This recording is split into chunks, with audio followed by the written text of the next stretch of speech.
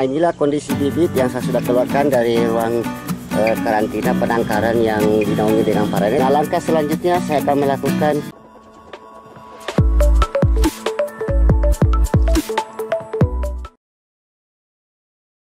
inilah proses penanaman telah berakhir kita lakukan. Tanaman musangking dan tanaman durian bawor yang kami belanja secara online. Nah, langkah selanjutnya tanaman ini harus kita simpan pada naungan yang tidak terkena sinar matahari langsung, tapi sirkulasi udara tetap bagus.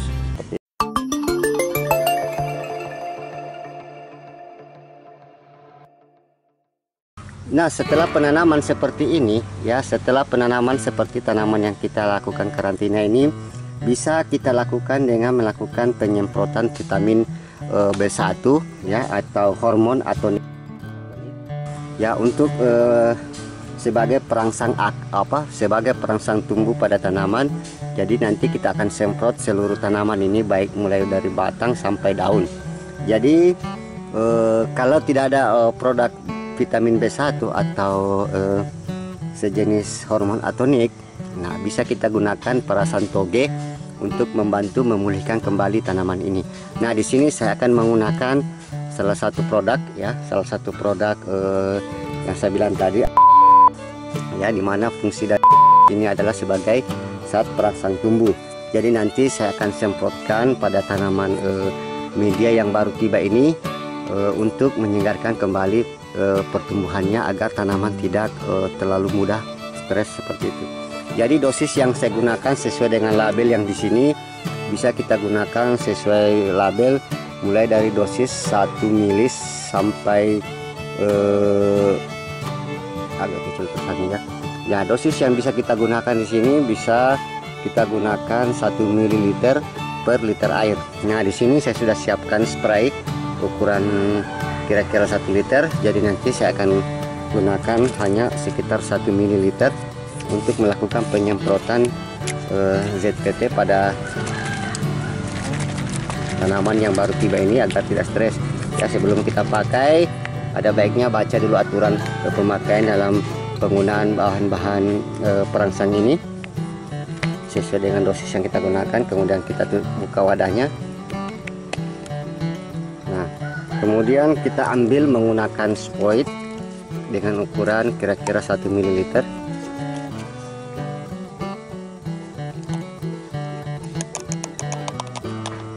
Ya, di sini bisa kita lihat pada ukuran spoit hanya sekitar 1 ml ya, seperti ini banyaknya. Kemudian kita masukkan pada tempat spray, kita aduk.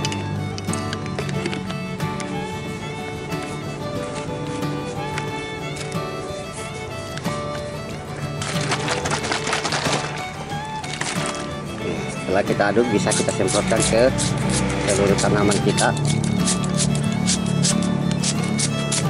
sampai di batang.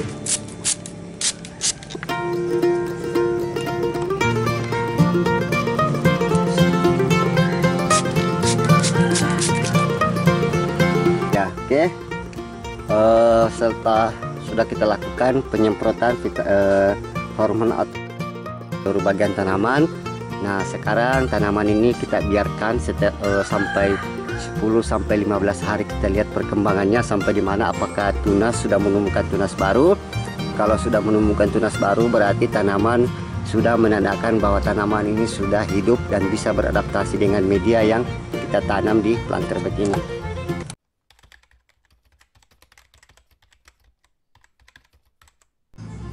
Baik, inilah kondisi tanaman durian yang kita lakukan pemindahan di polybag, yang mana durian ini kita belanja secara online.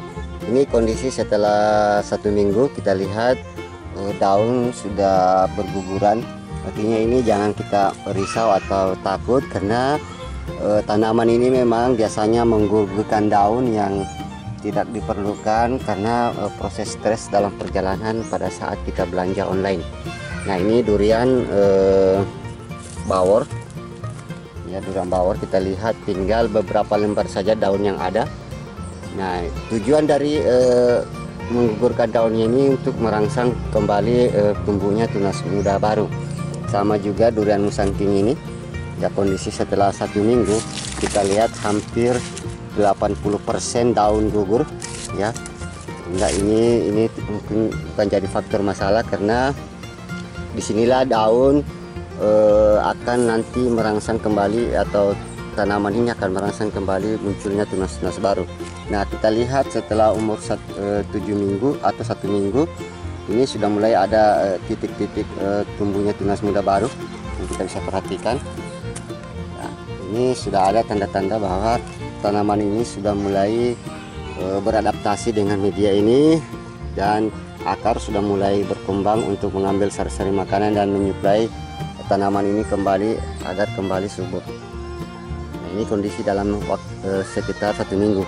Kita tunggu lagi perkembangan setelah 1 minggu kemudian.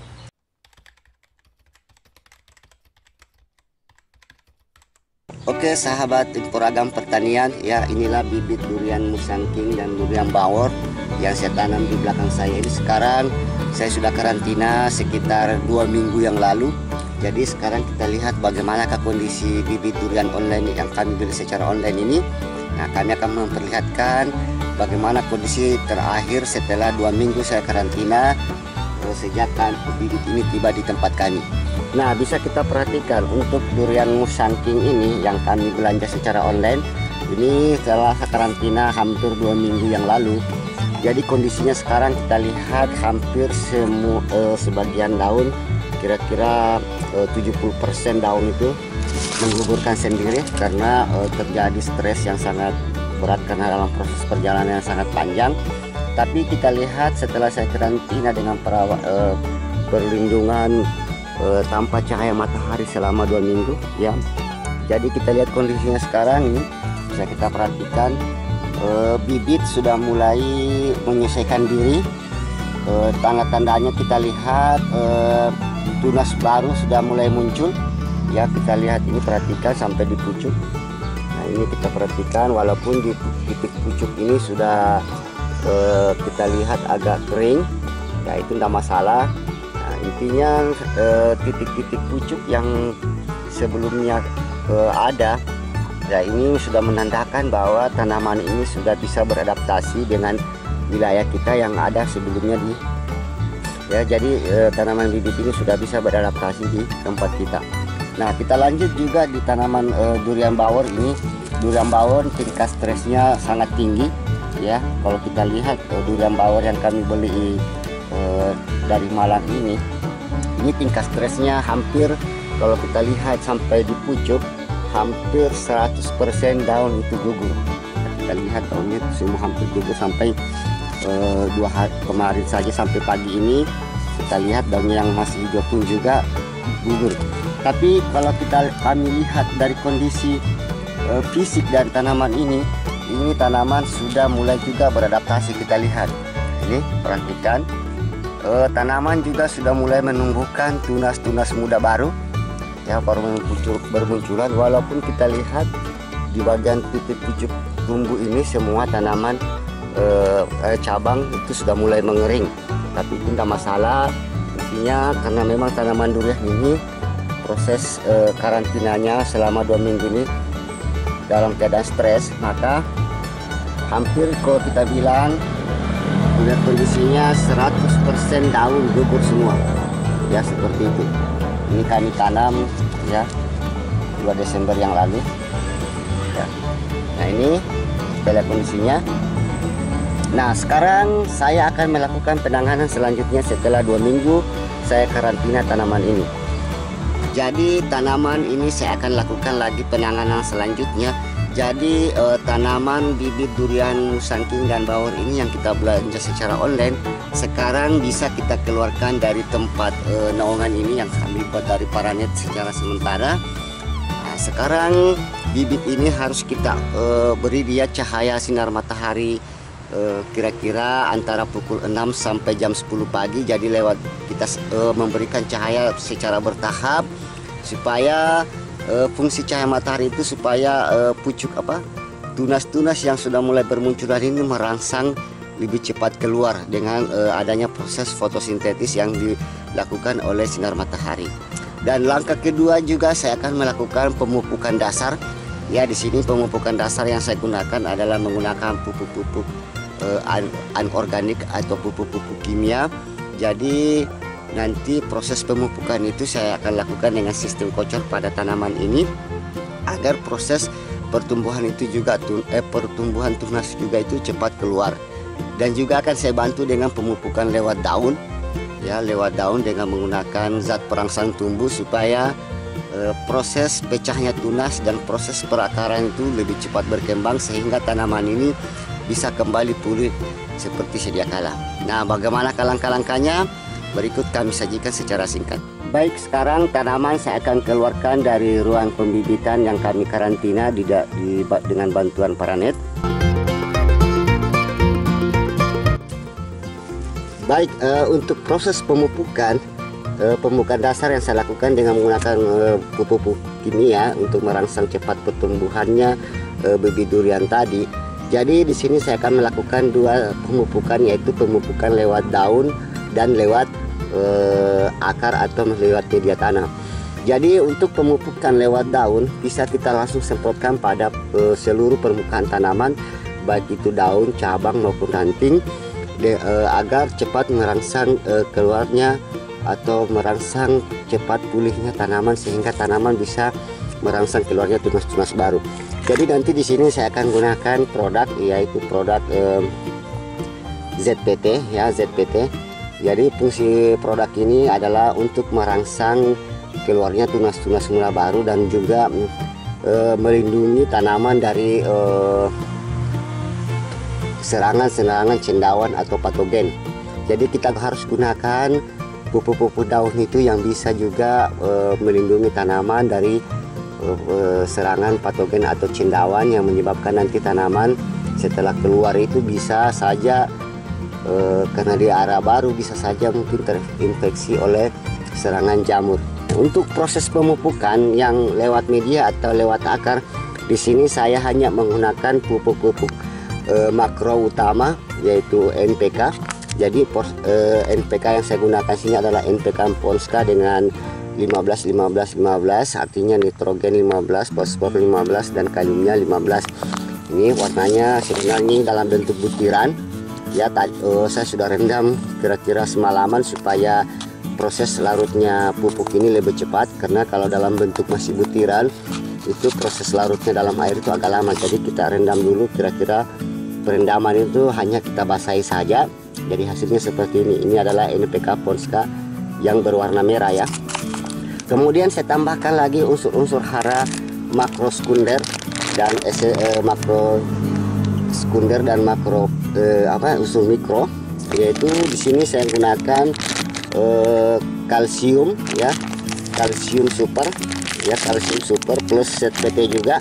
Di sini kandungan dalam produk ini terdiri dari CA 03 50% atau kalsium, kemudian unsur hara mikronya atau boronnya itu 48% dan magnesium itu 1%. Nah, kandungan-kandungan ini mempunyai peranan tersendiri dalam proses perkembangan tanaman. Nah, untuk lebih jelasnya nanti simak apa fungsi-fungsi dari kandungan ini di video-video saya sebelumnya. Jadi fungsi kalsium ini tujuannya adalah untuk cepat merangsang keluarnya bulu-bulu akar pada tanaman bibit. Ya, kemudian ya selanjutnya juga fungsi kalsium ini pada tanaman biasanya memperkuat dan mempercepat pertumbuhan tanaman muda, ya, menjadi tanaman dewasa. Kemudian bisa juga yang terakhir adalah pupuk dengan menggunakan pupuk kalsium yang kita tanamkan tanaman itu juga bisa melindungi tanaman dari serangan-serangan patogen atau cendawan-cendawan yang merugikan bagi tanaman.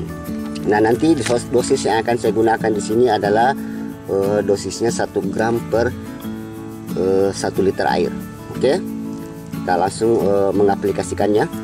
Jadi air kita gunakan harus gunakan air tanah atau sumur bor. Jangan kita menggunakan air pump, karena air pump itu biasanya mengandung bahan-bahan seperti kaforit, ya itu juga bisa membahayakan tanaman. Di sini air saya siapkan sekitar 10 liter. Jadi pertama, pupuk NPK Polska ini untuk 10 liter air cukup saya gunakan 10 gram atau 1 sendok makan. Ini kita larutkan untuk 10 liter air. Ya, kemudian ya mungkin pemirsa melihat airnya ini warna merah, ini karena pengaruh air kami lagi keruh, ya itu enggak masalah karena ini air tanah, air sumur, ya barusan keruh. Kemudian saya tambahkan pupuk kalsium juga, dosisnya di sini 1 gram per 1 liter air. Karena kami menyiapkan 10 liter air, makanya untuk dosis 1 sendok makan ini biasanya dosisnya adalah 10 gram. Jadi saya gunakan juga 1 sendok makan kalsium. Ya, kemudian kita aduk sampai betul-betul rata.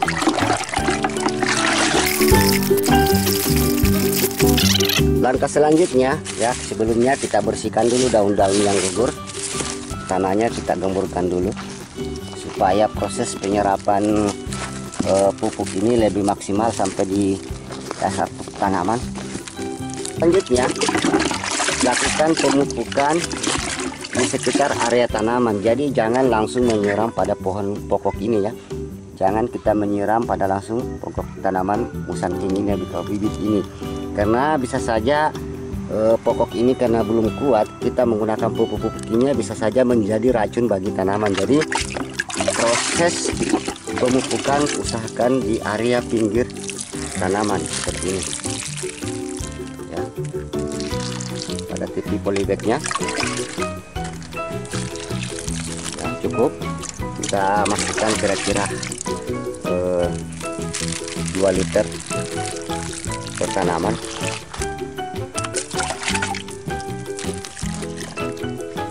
Nah, sudah cukup ya. Proses pemupukan dasar pada tanaman bibit ini sudah saya lakukan, ya.